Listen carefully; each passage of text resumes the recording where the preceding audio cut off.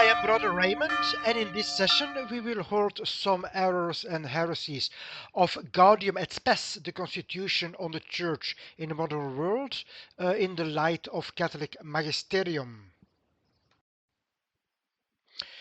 In the following propositions, you will see a breach with the Catholic Church constant teachings, namely 12.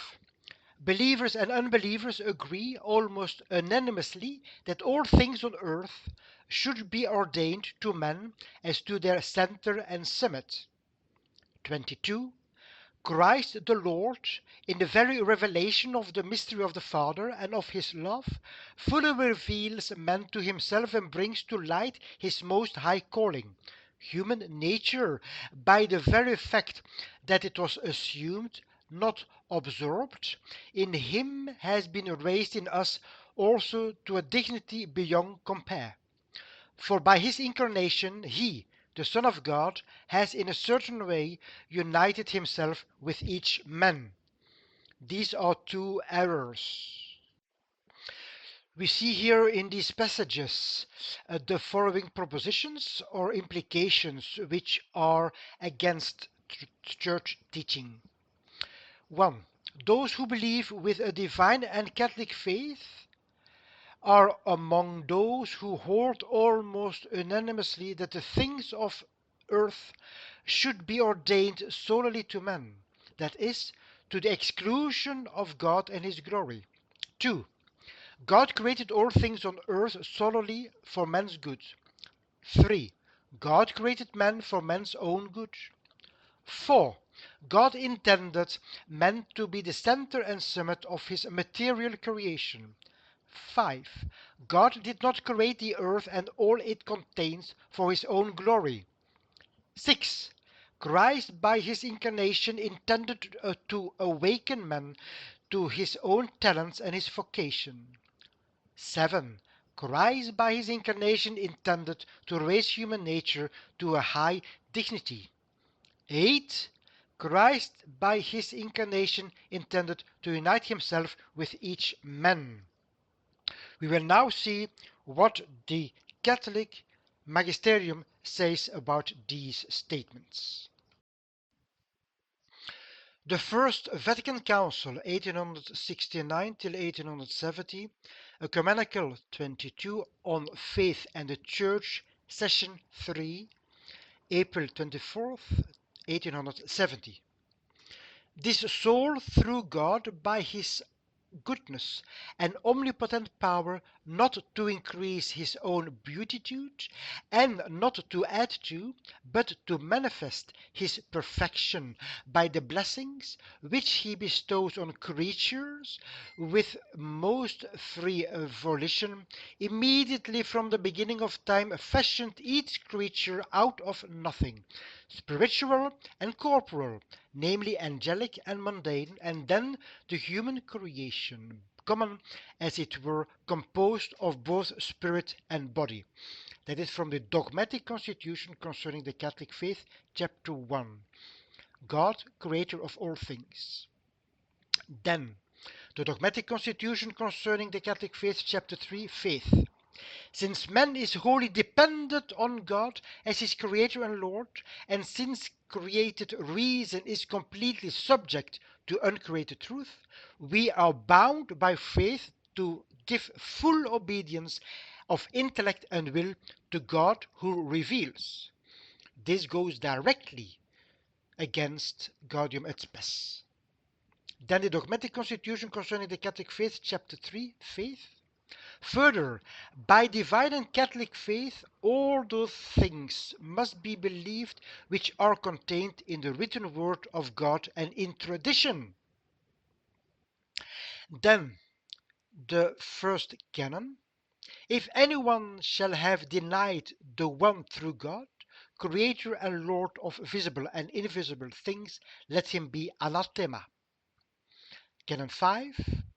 Or shall have denied that the world was created to the glory of God, let him be anathema. So here we have already from the dogmatic council, a dogmatic Vatican Council, the first one, two anathemas applicable to some statements of Gaudium et Spes. The Council of Florence, 1438 till 1445, a decree in behalf of the Jacobites from the bull Cantata Domino, also states something against Gaudium et Spes, namely, the sacrosanct Roman Church believes, professes, and proclaims that one person of the Trinity, through God, Son of God, born from the Father, consubstantial and co-eternal with the Father, in the plenitude of time which the inscrutable depth of divine counsel has disposed, assumed a true and complete human nature for the salvation of the human race. Then we have Pope Pius X, the decree Lamentabili, on the errors of the modernist proposition condemned and proscribed. Number 29. It may be conceded that the Christ whom history presents is far inferior to the Christ who is the object of faith. This is an error. Then from the encyclical Pacendi Dominici Graecis, the doctrine of the modernist, number 8. Modernists affirm that consciousness and revelation have interchangeable meanings, such that religious consciousness is to be equated completely with revelation, to which all must submit, even the supreme power in the church. This is a error. Let's go back to Gaudium et Spes 22. For by his incarnation the Son of God united himself in some way with every human being. He labored with human hands, though with a human mind, acted with a human will, and loved with a human heart. Based on this error of Gaudium et Spes, John Paul II in the Redemptor Hominis says, Christ the Lord indicated this way especially when, as the Council teaches, by his incarnation he, the Son of God, in a certain way united himself with each man. The Pope continues. We are dealing with each man, for each one is included in the mystery of the redemption, and with each one Christ has united himself forever through this mystery. This is a heresy, and we will see what the Catholic Magisterium says about this. Pope Eugene IV, Council of Florence, Cantate Domino. With regard to children, since the danger of death is often present, and the only remedy available to them is the sacrament of baptism, by which they are snatched away from the dominion of the devil and adopted as children of God. So here the church teaches that when you are baptized, you are adopted as a child of God. Unbaptized people are not children of God, but they are under the dominion of the devil. So this, what Gaudium et Spes said, is a pure heresy and against church teachings. Pope Pius XII, Quas Primas. Indeed, this kingdom is presented in the Gospels as such, into which men prepare to enter by doing penance. Moreover, they cannot enter it except through faith and baptism.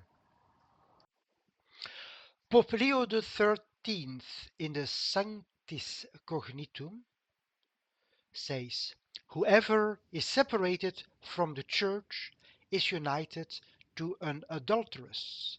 He has cut himself off from the promises of the church, and he who leaves the church of Christ cannot arrive at the rewards of Christ.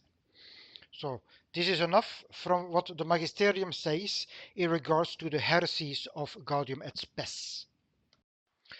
The next error of Gaudium et Spes is found in number 58. At the same time, the Church, which has been sent to all peoples of whatever age or region, is not connected exclusively and inseparably to any race or nation, to any particular pattern of human behavior, or to any ancient or recent customs. This is condemned by Pope Eugene IV in the Council of Florence. But since in the above written decree of the Armenians the form of the words which in the consecration of the body and blood of the Lord, the Holy Roman Church, confirmed by the teachings and the authority of the apostles, had always been accustomed to use, was not set forth, we have thought that it ought to be inserted here.